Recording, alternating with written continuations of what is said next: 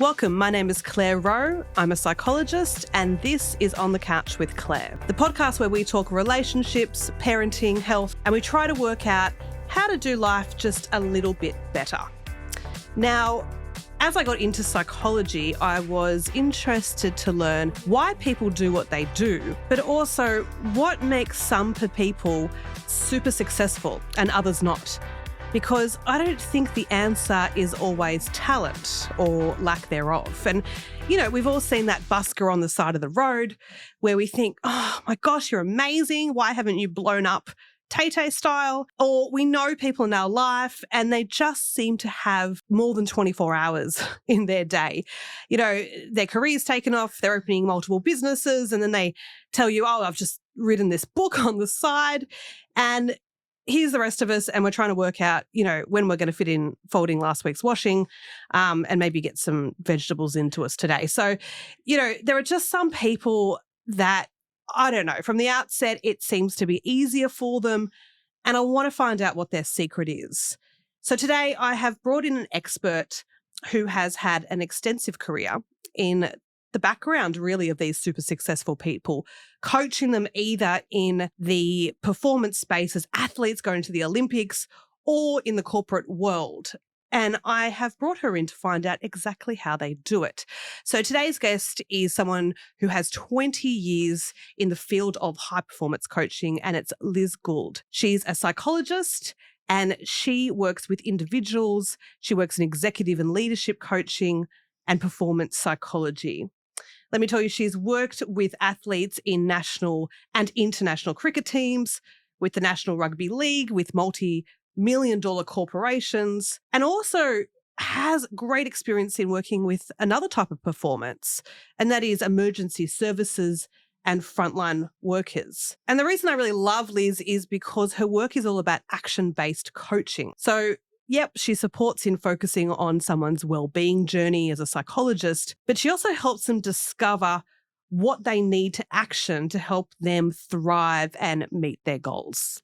So without further ado, Liz, welcome to the couch. Hello, thanks for having me. No problem. So, okay, you have worked with some of the best and people who are at their peak of their career, and I guess that requires you to be, in some ways, at the performing, you know, at your peak as well. And the first question I have is, with these really successful people, athletes, Olympians, Richard Bransons of the world, the people who are really killing it at life, is their brain different to the rest of us? It's the secret juice we want to know. You know, what's the juice that we're going to have for breakfast? What do the athletes drink? We want some of that water, right? We want the easy fix.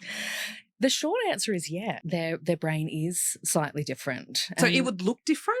Like at an MRI, like neurologically it would be different? Well, you know, there's a lot of talk, especially around post-athletes, especially in high contact sports, right? We know the brain is impacted and it does look differently.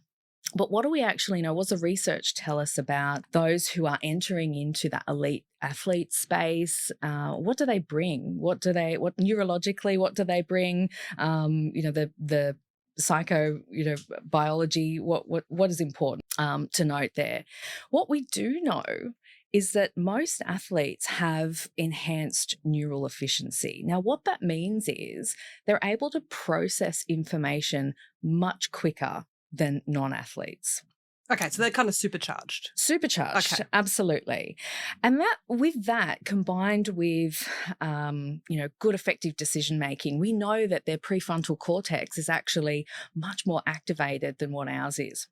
Now, the benefits of that to an athlete is that any kind of decision-making, any kind of strategic or tactical understanding that they need to make, they can make it at a split second. And that's pretty amazing. Like, you think about baseball, for example, and a lot of research has come out of that area back in, I think, 2010, 2011. What we know is that baseballers, especially hitters, they need to, when the pitch comes, they need to make a split decision. Do we hold or do we hit? And in all of that, they've got this noise of the crowd.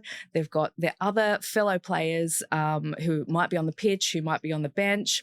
They've got to look and understand what the pitch is doing, the movement. So all of this information that they have to process, and then the pitch goes.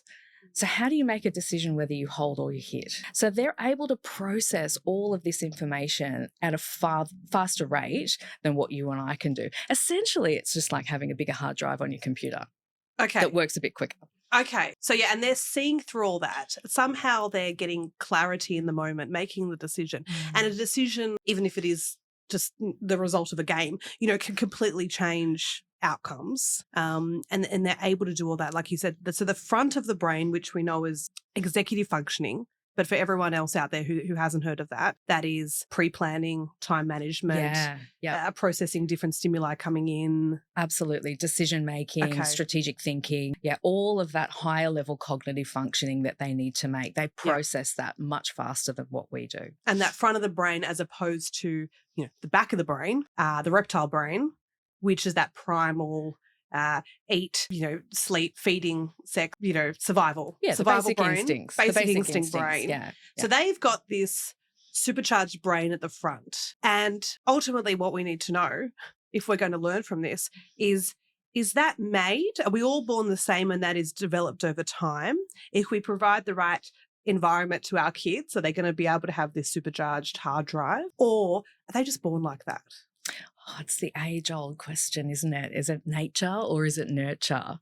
I think the debate is really important to understand and to know now, especially in professional sports. Like what we see now coming through is a lot of intergenerational athletes. A lot of professional athletes, their parents have gone there, they've done world championships, they've been professional baseballers, basketballers, rugby league players, they've won Olympic gold medals, and now all of a sudden the next generation is coming through.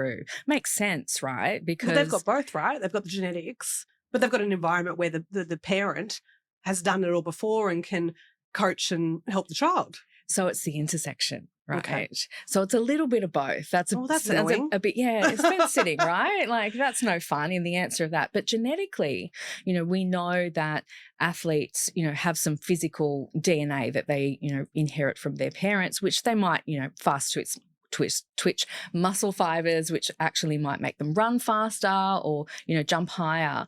But from a psychological sense, you can also inherit some of the psychological traits as well. So those things that we spoke about before in terms of your brain structure, how you actually make those decisions, how you process information, how you're able to manage stress and respond to that, and that little bit of that grey area around that intersection between genetics and the environment, how they're actually brought up and what they're nurtured into. So you can have the genetics and you can, be, the son or the daughter of, Michael Jordan, one of the most amazing athletes. But if you're not given the right environment, then that's not necessarily going to grow. You're not necessarily going to maximize the benefits of what you've been blessed with genetically. And vice versa. You might not have the genetics, right? I'm probably one of those people. I was definitely not born with the genetics to be a high jumper. However, in the right situation, in the right environment, if you're given the tips, the tools, the strategies, the support, the right coaching, the right mentoring, the right resources, the right boots, if you're given the right environment, then that can be just as impactful as having the genetics as well. But where we find the best results is where you've got a really lovely combination of the two. Okay. And I suppose in inheriting some of those psychological characteristics, like we talked about genetically too, you may not be applying those to become like your father, the next Michael Jordan or like your parents. I mean, you could apply those to other areas of your life and be super successful in a corporate sector, for example, and not follow sport. But you've inherited certain traits and you've also been brought up in an environment of high performance and all that entails, of watching your parents succeed. And you may take those skills and not apply them to sport, but still be successful. And you could still trace that link back to say, well, they're performing on a day-to-day basis and they're exhibiting behaviours. They're just applying them to a different sector, a different area. Yeah, 100%. All of those psychological traits, really important, especially around resilience and the ability to be able to get back up and keep moving and keep going. Again, we can say that there might be a little bit of a genetic factor factor in that. But what we actually know is role modeling is so important. And there's this thing called deliberate practice. And so if you put your mind to something and you give a certain amount of time at it, what we call process goals, you work at it daily, you're persistently consistent, then you're able to, reach those goals and achieve what it is you're desiring to achieve within reality, within the scope of reality though. And there was this thing that came out, in the mid-90s around, I don't know if you've heard it, the 10,000 hour rule. I think so. Yeah, that sounds familiar. Yeah. So its basic form is that it takes 10,000 hours for you to reach peak performance or that elite status. Okay. So it doesn't really matter whether it is, a lot of the research was about athletes and the amount of time that they spend, but there's also too, a lot of research to suggest exactly the same thing. If you look at the career pathway of a doctor or a lawyer, there are so many hours that go into the pursuit of that particular goal.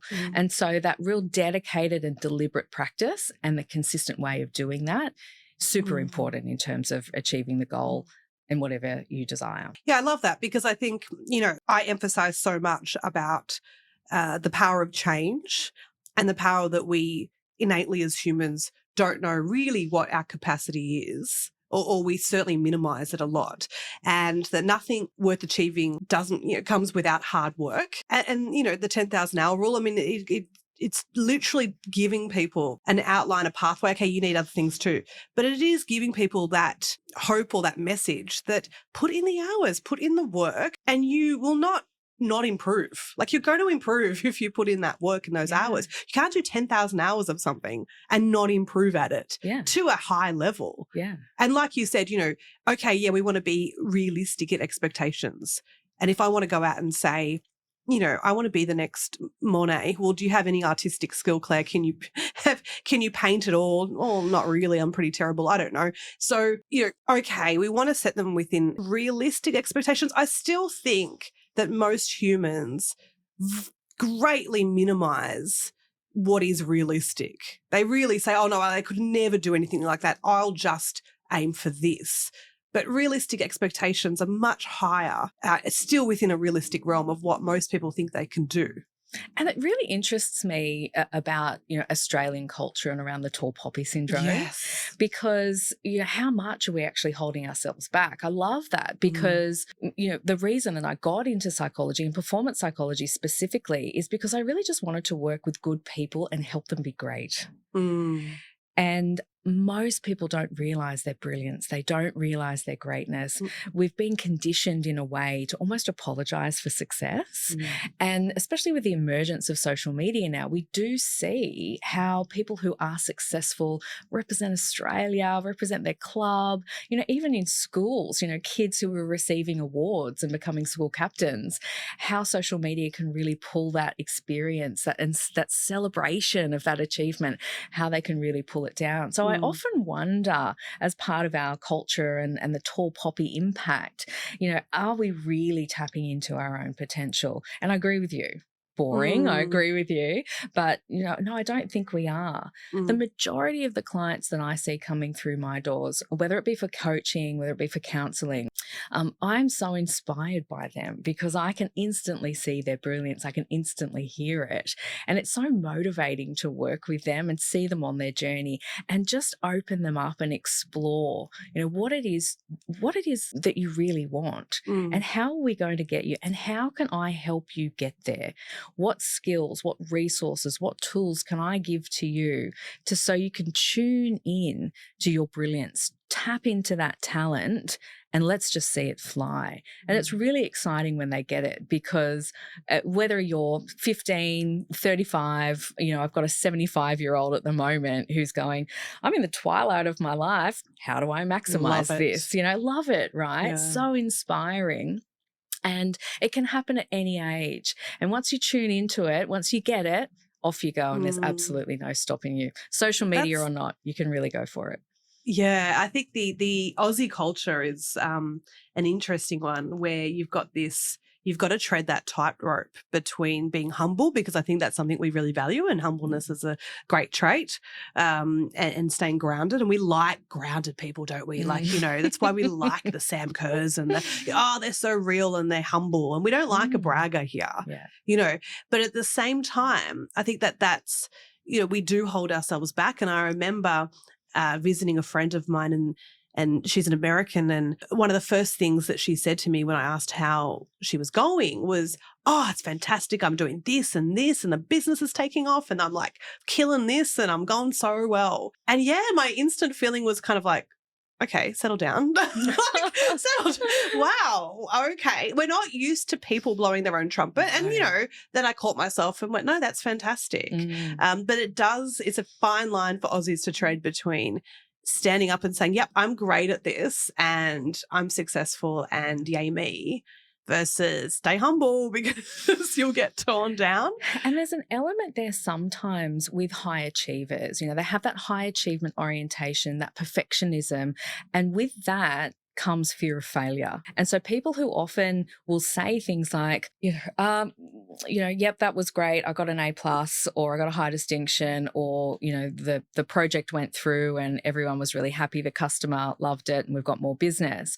But I could have said this better, or I could have done that better, or I could have put more time. There's always looking where to improve. And also that fear of failure comes out maybe it's not completely over the line. What was really interesting in recent weeks, watching some of the Olympic selection trials for a variety of different sports, and especially the swimmers. So people who, your audience who may have watched that, it was really interesting. You saw people who were coming up going, that was the best time I ever did. I never expected to go that fast. And people who were like, oh, that's not my best time, but I'm going to the Olympics. And then there are other people going, yeah, they got an Olympic ticket. They're going to be wearing the green and gold, and they're like, I'm not happy with that time. And, wow, that wasn't, so come on, people, you're going to the Olympics. Yeah, exactly. Yeah. So back to your celebration comment. It's like this is a major life-defining, career-defining moment. You're going to be an Olympian from here on, forever. And you're worried about your time? Like this is that moment, to celebrate. And often when I'm working with coaches, with support staff, and even with the athletes themselves, it's about talking about how are you going to acknowledge these achievements? Because they're not great at that. They're sometimes. not great at that. They're not great at that. Some of them are exceptional, and it's like, well, okay, the humble brag, not the big brag. But there are others who really fear acknowledging that achievement, because what if it doesn't happen again? Or what if next time I fail? Or what if I get put on the pedestal and I'm never there again? So I'll just keep it safe and I won't go there.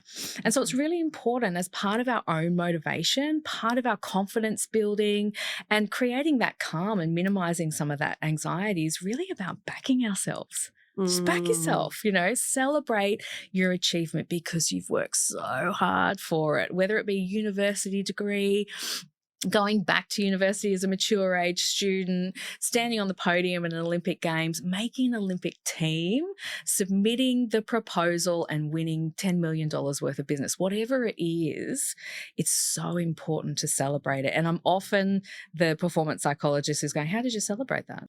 What did you do? It's so important to acknowledge that. Really enhances our confidence, continues our motivation towards our goals, and certainly gives us that sense of calm and control. So, and we could translate that into the non-Olympian, couldn't we? I mean, that we all need to do that. We all need to, as busy people, and we may think that we're running around after kids and trying to go to work and not feed them fast takeaway every night of the week, and celebrate when that doesn't happen on it. But celebrate that you've done okay. Like it is a good message generally. So I want to know what else we can learn from these high-performing people and translate into for us. Now, when I work with clients, and I have had some experience, nothing like yours, in working with athletes, and you're right, I love working. It's very positive work. You're getting a person who is exceptionally high-performing anyway, and then they want to be even better. But, when I'm working with any client, even clinically, people come to me because something is not working in their life at the moment. Something is not going well, whether that be their mood, their relationships, their career, something's not working for them. And the first thing I do is say, well, paint me a picture of where point B is, because we're at point A. And if you don't have point B, if you don't know what you're aiming for in absolute detail, then we're just kind of taking a stab at the dark here. So I get them to really paint me a picture. And that might be as simple as, well, it's a calmer family and the kids are off screens a bit and I'm managing the housework a bit better. Or it could be that I'm going for that promotion at work. And so if we paint that really clearly, one of the things, Liz, that I get people to then do is say, who has that? Whether that's someone you know in your life or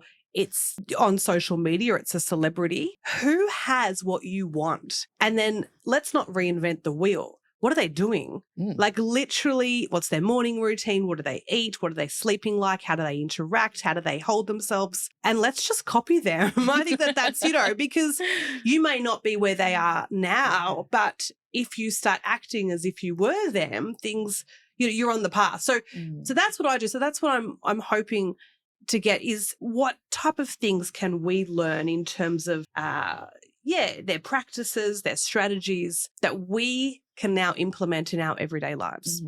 So what you were just talking about there was a couple of different strategies that are almost foundational for athletes and even high performers as well. So you were talking there about goal setting. What is your point B? Where do you want to go? I just glaze over at the word goal setting. I do. I know. Because then you go into the SMART goals and then you go into, and I just think everyone can set goals. Yeah. Some people need prodding. Some people sit in front of me, they go, I don't know what point B is. Yeah. But honestly, within a session, I can really poke them to say, and get them excited. Yeah. All right, goal set. But then what? Then what? Exactly. There are all of those things that you spoke about there. Goal setting, visualization, manifesting, role modeling, who does it well and how can you replicate that? How can you fake it until you make it, essentially, engage in some of those behaviors. That's kind of the basics, right? We all understand that. We've all heard it a billion times. What I find the difference in high performers is their real curiosity for learning, refining, growth, and tweaking and changing every single day. So you can have a goal and you can have a daily goal or a process goal and you can tick it off your list. You can put your highlighter through it, however you want to do it. But if you think about an athlete, for example, imagine going to work and you're in a therapy session. Imagine going to work and there's your coach who's sitting beside you and listening to you talk about what's your point B and where do you want to go and who do you admire and how do you want to role model that. And the feedback after your therapy session is, I think you just got to rephrase that question, just tweak it a little bit. And with your body language, I think you were too closed off when you were talking to that particular person. Imagine every single day of your job, you're getting that type of feedback. That's what happens with athletes every single day. That sounds exhausting. However, the difference is they're open to it, okay. Right? They're curious about it. They're leaning into the growth. They've really got that growth mindset. How can I learn from my coach or learn from my strength and conditioning trainer or learn from my dietitian or my psychologist? What are the things that I can grab from them that I can integrate into my daily practice so tomorrow I'm better than today? And where we as normal people fall down a little bit is because we actually get caught up in the busyness of life, right? We go from task to task to task to task and we just do this task switching. Multitasking doesn't exist. We just switch from task to task. Some things get completed, some things are half done.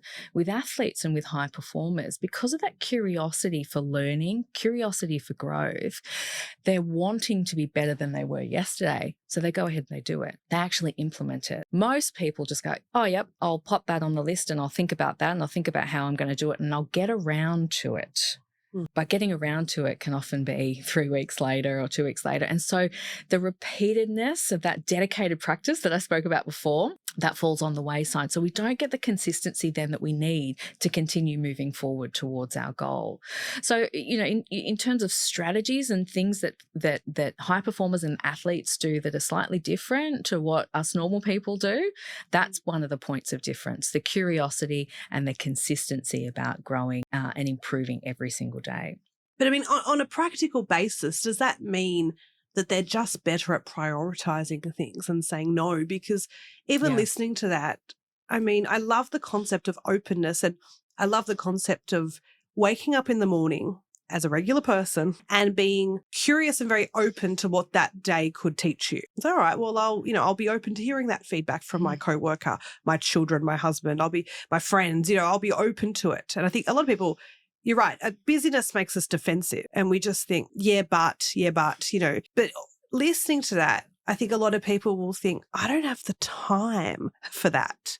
Does that just come down to, well, then your goal is not important enough for you? I think that's an easy way to wash through that, right? What's really challenging in everyday land is the busyness, is the overload, the overwhelm of it all, juggling so much mental cognitive load around household, work, family, friends, socializing, hobbies, all of those things can become quite overwhelming. The difference with athletes and with high performance is really about effective time management skills. They are able to prioritize very quickly and reshuffle the deck very quickly around what their priorities might be. And so they know that every single action or task that they engage in is very intentional.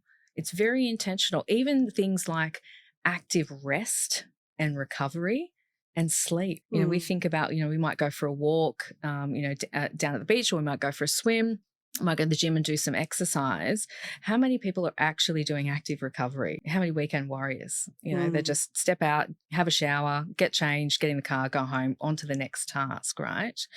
And then you might have some of the soreness and, for the next couple of days and walk around a little bit stiff. Well, that's because I need to get home to the kids. It's hard. Right. So how do you do that? So it is about, what is it that you value and what is important to you to reach your goal, whatever it might be, whether it be, running 5Ks on the treadmill, whether it be lifting 50Ks, on a deadlift, whatever it is for the everyday person. Every single thing that you do needs to be intentional towards that particular goal. We cannot expect to drop 5 kilos because we ate one salad. We have to have dedicated practice and consistently engage in those actions and tasks every single day to be able to achieve where we want to go.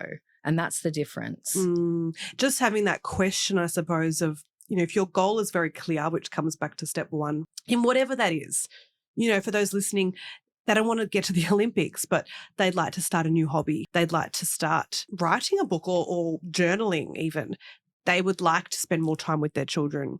It doesn't have to be this huge thing. But if the goal is very clear and it's front of mind, because we set them and then I set that goal, I've forgotten about that. If it's front of mind, we can then ask ourselves on a daily basis, what can I do today to take the tiniest step towards it? Not a leap, not chapter 1 of the book, but what can I do just to nudge, and some days that's all it will be. But then it becomes very clear in what behaviours don't send you in that direction.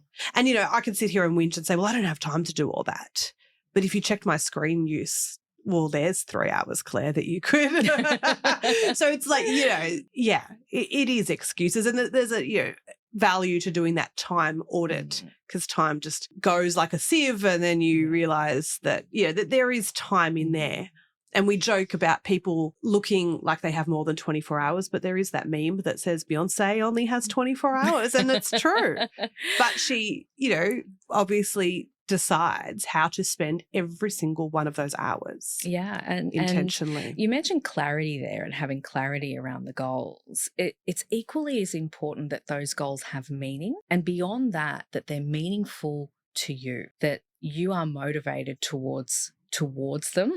As opposed to standing still or binning them, So you can have a clarity around the goal. I want to lose 10 kilos, or I want to minimize my screen time to 2 hours instead of 3. But you love a meme, you love your YouTube podcast, you love, whatever it is you're engaging in, what is more important to you? Is it engaging in that task or not, to minimize your screen time? So you can have the goal, but it actually has to be meaningful for you. And without the meaning, you won't get the action, because it'll fall by the wayside. Your time management won't be aligned with it, because you'll deprioritize it, and other things will take over and contaminate your journey towards achievement. So and not meaningful to other people instead.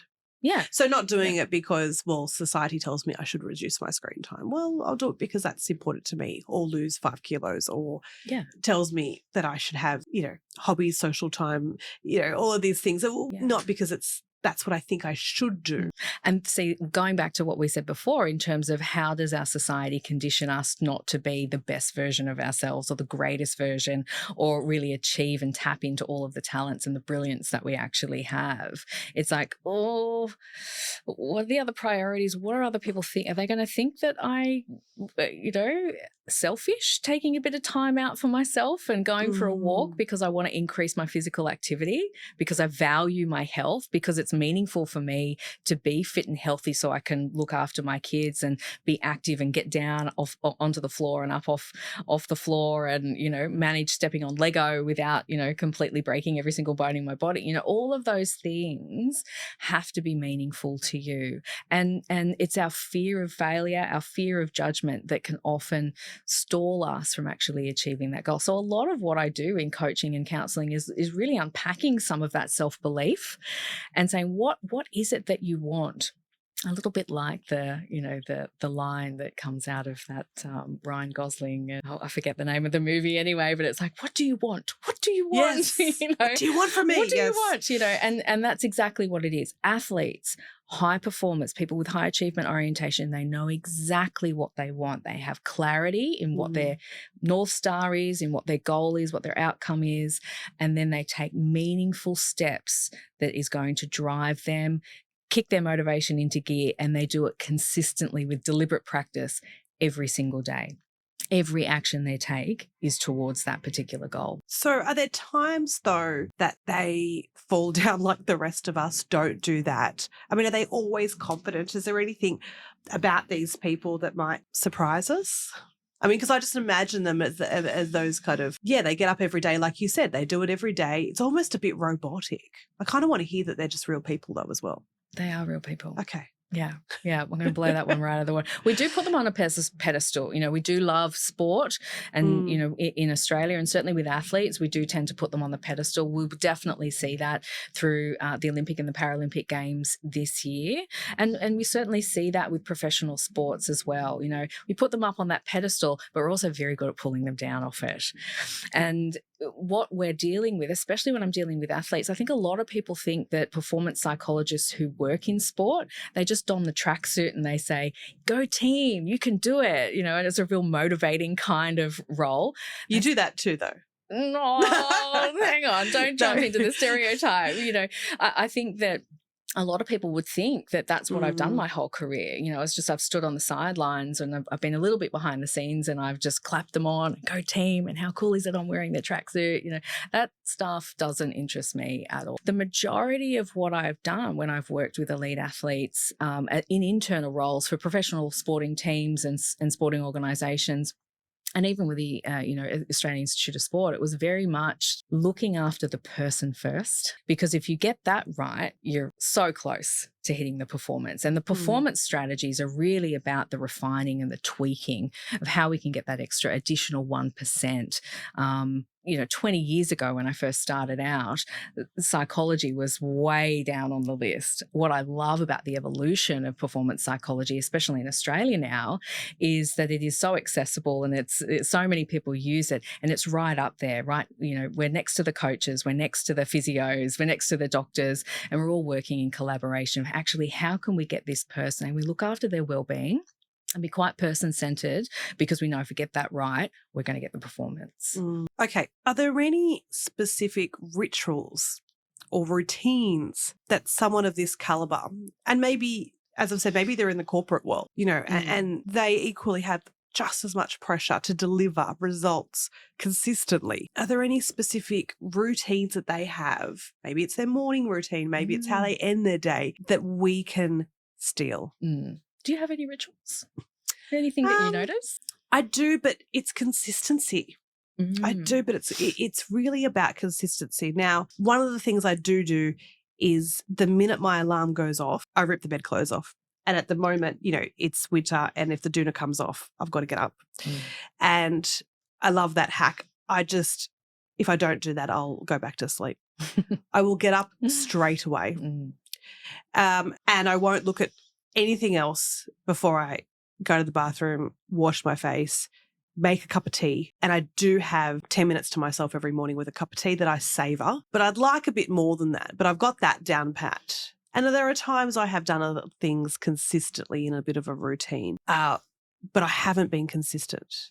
But I should add one of the, when we talk about rituals, when I make a cup of tea, I make a pot of tea. There you go. Yeah, Right. yeah. I love the pot of tea. I don't drink the whole pot, but I make it for one, like with the teacup and the teapot. And it's a meditative ritual. It's not a tea bag in a mug. Yeah.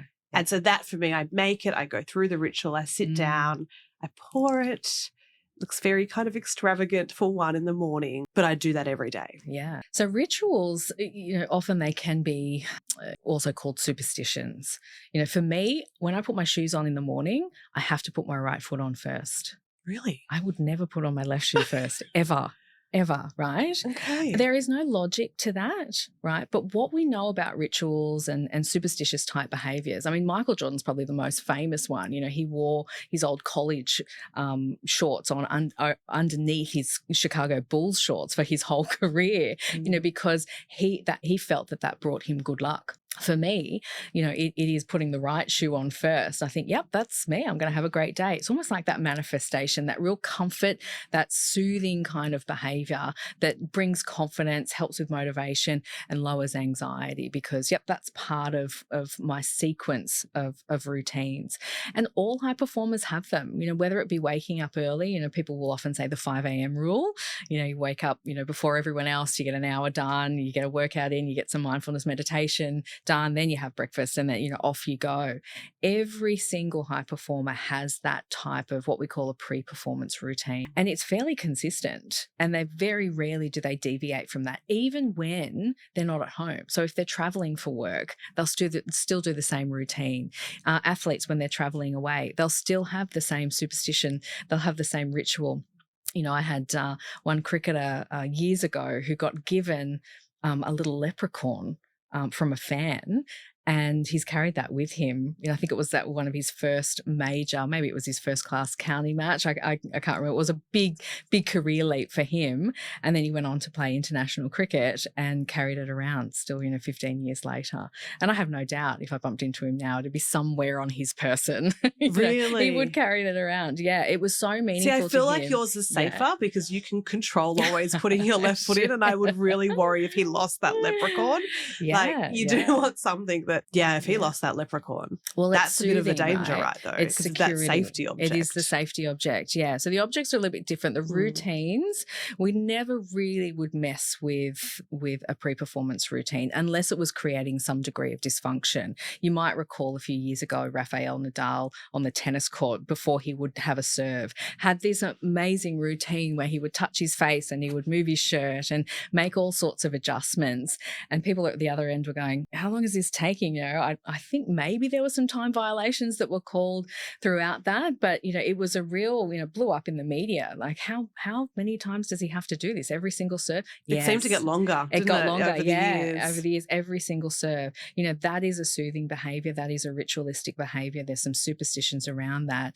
And for athletes, there's real comfort in that. It creates that sense of calm, control when they're often really anxious. And it gives them the confidence that, yep, now I'm ready, set, go. So could that help, the everyday person out there? What could they implement that gave them that same type of comfort, scaffolding, rhythm, really, isn't it, in their life? Yeah.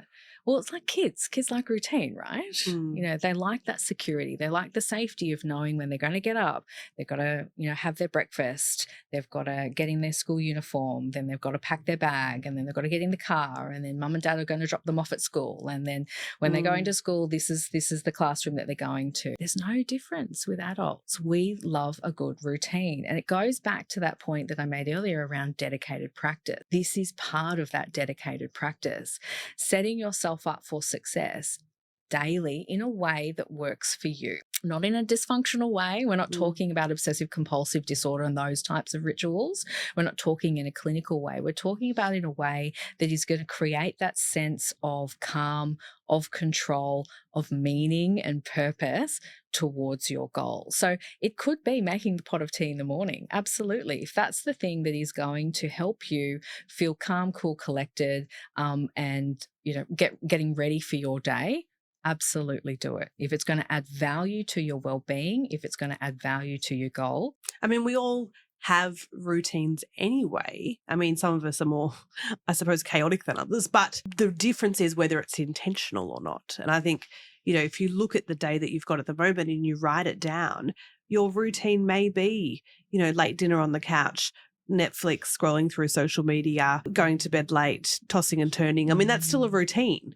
It's not nudging you towards that goal. And if you wrote that down on a bit of paper compared with that person that is at point B for you and does have what you're after, and compare those routines, I suppose that is the first step to giving you a little bit of a hint into making those adjustments to yours. And it doesn't have to be all or nothing and huge to start with. It's tweaking. So the other part to that really goes hand in hand. So you asked about, what are some of the strategies that high performers, that athletes use that, are beyond the boring goal setting, right? Which we've realized, I think, here today is actually quite important. But the piece there that you just mentioned there was rest and recovery. So as much as their routine is important, high performers really know how to use rest to their advantage, how to use it to recover. And that might be a corporate chief executive, a general manager. They really know how to switch it off so they can get that cognitive and physical rest. They can recover in themselves so they can get up in the morning, switch it on again, and off they go, rather than just be continually loaded with information and not really be able to switch off. We know that our brain needs as equal amount of rest as our body does. It's constantly working. So it's really important that, us everyday people, that we value rest. And because of the busyness of life, we often go from task to task to task to task to task, and then we fall into bed at night. And there's really no routine into winding our day down. It's just task, task, task, set the alarm, go to sleep, hopefully go to sleep, and then be able to get up in the morning and do it all over again. So one of the things that I would encourage your listeners to is really pay attention and tune into how you're actually using rest. We know sleep is important. That's not what I'm talking about. But how do you use your downtime to really switch off, to really let go of some of the busyness of your day and calm down? Because when you say rest, I think most people just associate that with physical, but you're saying mental rest as well, which I think stereotypically, if I, could talk in that way, is the issue with a lot of mothers or women or, middle-aged women. It's the mental load, and, we could be flaked out on the couch and our mind is thinking about, the dress up day in 2 days' time for our kids and the project at work and the lunch orders that haven't been filled yet. And that, so mental rest, when we talk about rest, is as important. Absolutely. Absolutely. And especially for people who may not be elite athletes, or in high-end corporate jobs or high pressure roles. We see that with emergency service workers, frontline emergency service workers. They're activated all the time. They're having to go to see some pretty horrific things and deal with some, really challenging scenarios. And often they can be quite activated and thinking about it. What could I have done differently? How could I, the rumination and the anxiety often kicks in. And so being able to switch that off and be able to rest our mind and recover so we can actually get back up and perform again the way we need to the very next day. I think rest is really underestimated. And I think a lot of people put pressure on themselves and they feel quite guilty. They feel quite guilty. What if I just sit on the couch and read a magazine? One of my clients said to me the other week, and I thought this was brilliant because I thought, my goodness, I haven't heard this for so long, but what a genius idea and way to relax. So she's said, during her commute time previously, she'd be on the emails, bang, bang, bang, bang, bang, totally on the keyboard, on the way into work, on the way back from work. And the presenting issue was, I am burnt out. She's pre-burnout. She hasn't sort of hit some of those physical symptoms, but there's definitely cynicism there. There's definitely frustration and some resentment and a real disengagement from work and her role, which she'd previously loved. She's still amazing at. And I said, how can you actually maximize some of the time in your day? Because she's busy, right? Doesn't have time. I don't have time. I can't find time. There were some of the words that she was saying to me. What she came up with was total escapism, and it was brilliant. So what she was saying was, I have to walk past a newsagent on my way from the office to the train station. She said, I picked up one of those trashy magazines. She said, I sat on the train for 40 minutes on the way home and I read cover to cover a trashy magazine. And she said, I floated home. Love it. Felt so good. So it doesn't actually have to be extended periods of rest. It's different for everyone. Off. Yeah, it's just a switch off. And that's why we switch our computers off. Exactly. It's a switch off. Well, talk about the processing, the bigger hard drive before the athletes had before. And that's what they're so good at. They're so good at resting their minds and their body. They know they push it to the limit, and they're so good at being able to switch it off and doing a bit of a shutdown. So when they restart it, when they restart their engine, whether it be physical or whether it be their brain, it's ready to go. If high performance people have their routines in place, they have really clear goals, they know what they want, and they're intentionally working towards that every day, do they suffer from poor mental health at all? They do. They do. What I love about performance psychology and mental health and wellbeing, especially in sport and more so in the corporate environment, we're seeing an emergence of it. We've seen a greater emphasis of it post-COVID. 20 years ago and beyond, there were some real pioneers, with athletes in Australia around looking after their welfare, looking after their education, their dual aspirations, and really putting that as a support mechanism for them on the map. Really grateful for that, because they were people who really inspired me throughout my early career. But it was still heavily stigmatized. And so very early on in my career, people would come and see me because they had a problem, and it was heavily stigmatized. It was very much secret squirrel business. We actually don't want you to know, we don't want anyone to know that you're seeing a psychologist, because there was a lot of stigma around selection, deselection, non-selection, because we think they can't handle it. They're a bit depressed or they're anxious and they can't handle it. There's a vulnerability there. A real vulnerability, absolutely. If you're not mentally healthy and on top of your game, you may not make the team. Yeah, you're a liability potentially to the team. And I think back then it was very much around, we actually don't know how to address this. What I love about sport in Australia at the moment is that there is such a huge emphasis on mental health and wellbeing. We've got athletes who have open disclosure around what they experience. And we know that statistically, it's about the same as a normal population, 1 in 5. And so we know that, there are additional pressures that they might experience. Imagine having to do your job in front of 80,000 people. Could you do it? No. It's difficult, right? And this is what, the professional athletes, that's what they do week in, week out, right? So there's some additional pressures, there's situational stresses that can actually, lead into, extended mental health issues. And they're also human like us. They've got relationships that break down, they've got interest in gambling and addictive behaviors, that they want to test and try out and might go down a rabbit hole in that space. They make mistakes, they drive drunk, they, do things that normal people do, and that's going to have an impact on their mental health and well-being. And in Australia right now, I think we're at a space where we've really got a nice emphasis on it, a really good balance with it. Every sporting club, professional sporting club, has links to a psychologist, whether it's, a paid psychologist or just on consultancy. The institute system has had psychologists on staff for decades, and they do some really brilliant work. So it's really impressive how we've, how far we've come in terms of supporting athlete wellbeing and their welfare as well. I can imagine that would be a similar story in a corporate world, and even down to small business, that there would be a reluctance in the past to talk about poor mental health if you were going for a promotion, if you wanted to succeed in any type of area. But you're right. I think, the tide has turned, and that there are systems in place to help people when they need it most. You said that you think we've found a good balance. Do you think it can go too far the other way in terms of devaluing actually some grit and resiliency at the same time? I don't think so. Not in my opinion. I feel that athletes, the literacy around mental health has significantly increased. So no longer are they solely reliant on the opinion of a medical practitioner or a psychologist or their coach or their parents. They can actually, there's an abundance of information and they can tune into that and they can sense check that with themselves and with other professionals as well. So I feel that because the literacy has improved, there's much more of an emphasis on proactive support and engaging in that, as opposed to where things were when I first started out in my career, which was very much a reactive space. They've got a problem. We don't know what's going on. Something's happening. Can you fix them? No, I don't have a magic wand, but, let's have a conversation and see what's happening.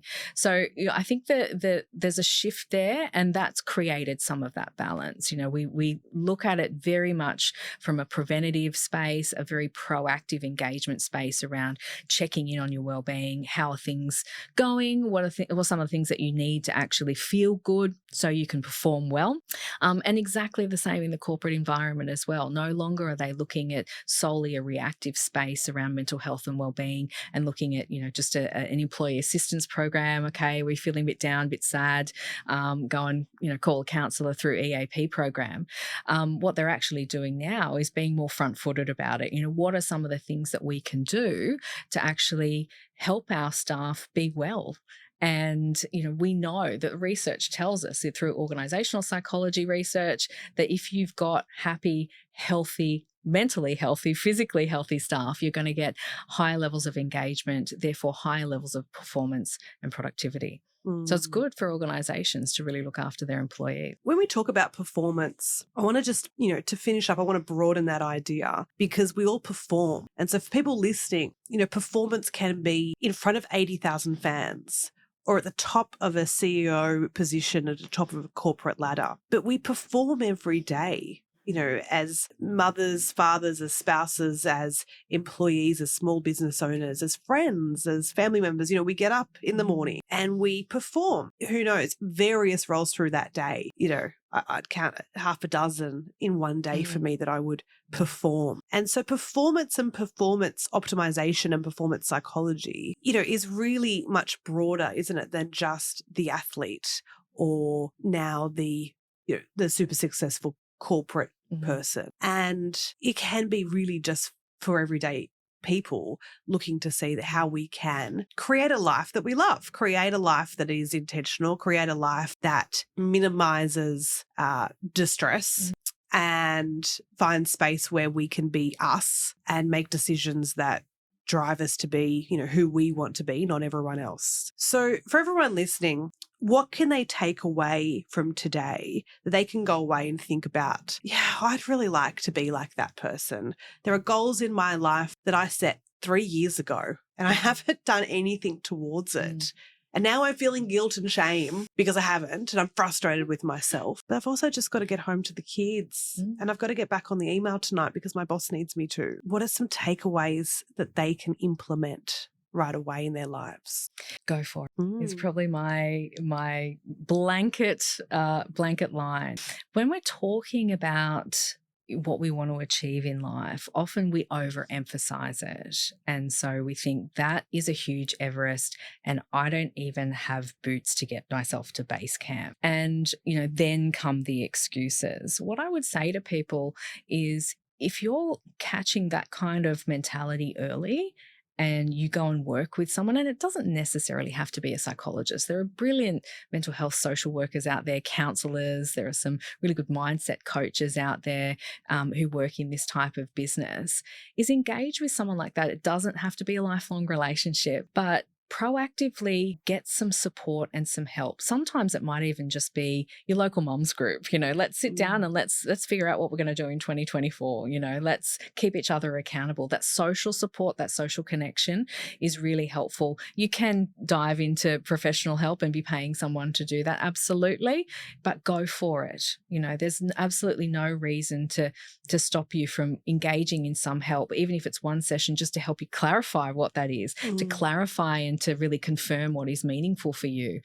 Everybody has the skills to be able to make the change. It's all within us. Sometimes we've just got to find the key and unlock it. And then once it's unlocked, off we can go. So, go for it. Don't hold back. Take the moment, engage with someone, professionally or your social network to be able to keep you accountable, to help you through, towards achieving your goal. I think that's really important. The other piece there, again, is about that dedicated practice. Small things consistently. We're not having to climb Everest and we're not having to do it tomorrow, but small things that you can do every single day that are meaningful to you will actually help get you there. And sometimes we go off the rails. Sometimes we forget to do it. Sometimes we make a mistake. It's okay.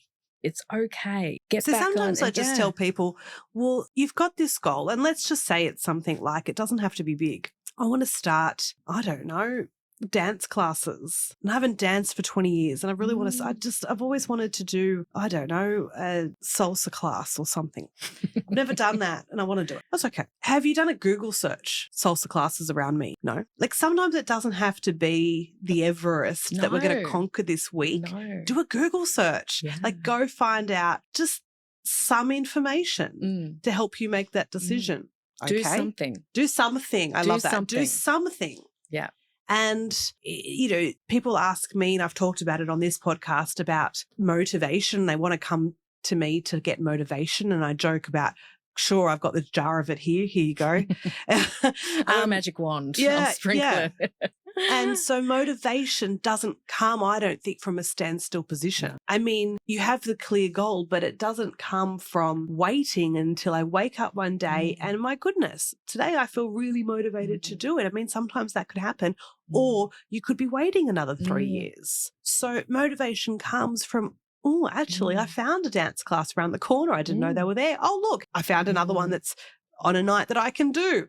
I've done a YouTube video by myself in my garage of salsa classes first, so I can, so motivation comes from the rock that starts rolling gradually and then it picks up speed as it goes. Yeah.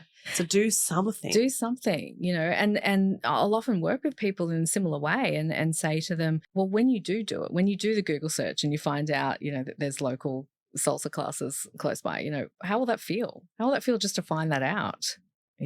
It's control, right? We've got some information. Now we can do something with it. And what will it mean to you when you take your first class? What will it when you take class? So again, really tapping into, you've got the clarity around the goal. How meaningful is it for you? Because that's where the motivation starts. Once it's here, yeah. Yeah, I love it. Where can people find out more about you? Where can they locate you, contact you if they want to? Yeah, I've run a business. My business is called Life Flip Psychology. I work with a variety of people, high performance athletes, elite athletes. I also work with junior athletes as well, junior development and that sort of sub-elite space, helping them, give them the tools early. So, when they get there, they're able to master some of the psychological tools that they can pull out as they need to.